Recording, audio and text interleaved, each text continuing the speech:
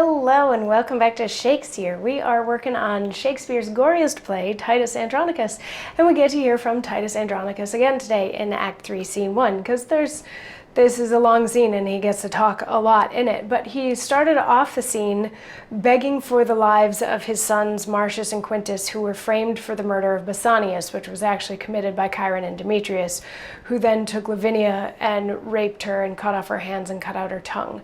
So first he was pleading for leniency for them because Quintus and Marcius have been sentenced to death, but then Lucius came in and so nobody's listening to you, and we find out that Lucius had gotten banished because he tried to stand up for his brothers or plead for his brothers, and then Marcus Andronicus came in with Lavinia, and Titus's heart he thought his heart was broken before, but now it's like really broken because he sees the state that his daughter is in. First he just saw that she didn't have any hands anymore, but then he comes to learn that she has no tongue either. And when he starts talking about the horrible situation that he's in and how these waves of grief keep getting bigger and bigger, and he's waiting for one of them to take him under, he mentions his other sons, and Lavinia starts to cry at that. And Marcus is like, well, maybe she's crying for her brothers because they killed her husband, or maybe she's crying for her husband, or something along those lines.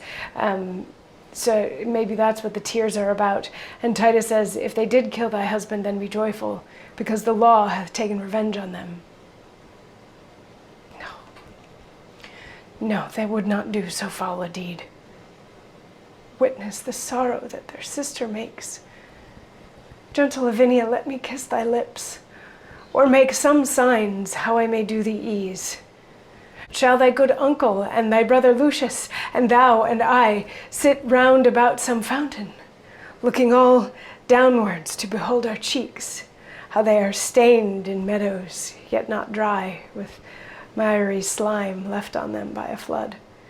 And in the fountain shall we gaze so long, till the fresh taste be taken from that clearness, and made a brine pit with our bitter tears? Or shall we cut away our hands like thine? Or shall we bite our tongues, and in dumb shows pass the remainder of our hateful days? What shall we do?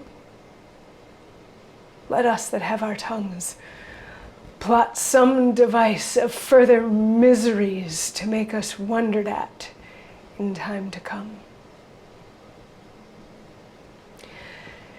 So it's more sadness, it's more grief. At first he's like, well, if she's sad for her husband, then she should be glad because her brothers are being punished for it, but no, her brothers definitely didn't do that.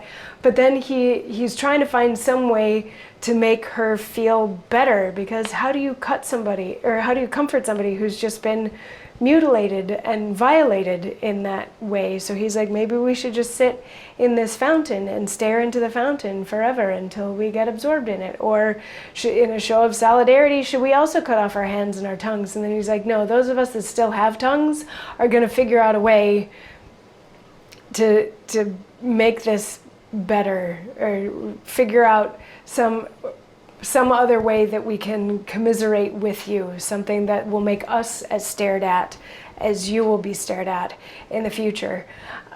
So the four of them are sort of just sitting there in their grief and not quite knowing what to do.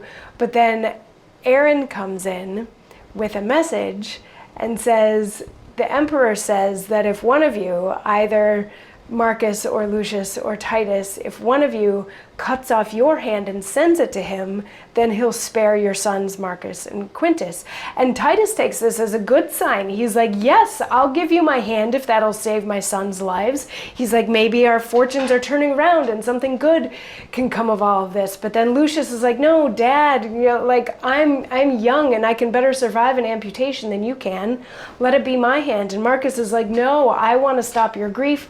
Let it be my hand. So the three of them get into this, let it, take my hand, until finally Titus is like, all right, fine, it won't be mine, but it'll be one of yours, so you two figure it out. And they're like, great, we'll go get an axe. And Marcus and Lucius leave to go get an axe, and Titus turns to Aaron and says, take my hand now, it has to be mine, but you have to take it. So Aaron cuts off Titus's hand just as Marcus and Lucius are coming back with an axe to try to figure out which one of their hands should be sent to the emperor. So Aaron makes the cut and takes the hand, but as he's leaving, he says, yeah, there really wasn't a deal. Isn't this funny? I just robbed Titus of his hand, and all I'm going to send him back are the decapitated heads of his 2 sons because they're already dead. And he goes off to take care of his thing.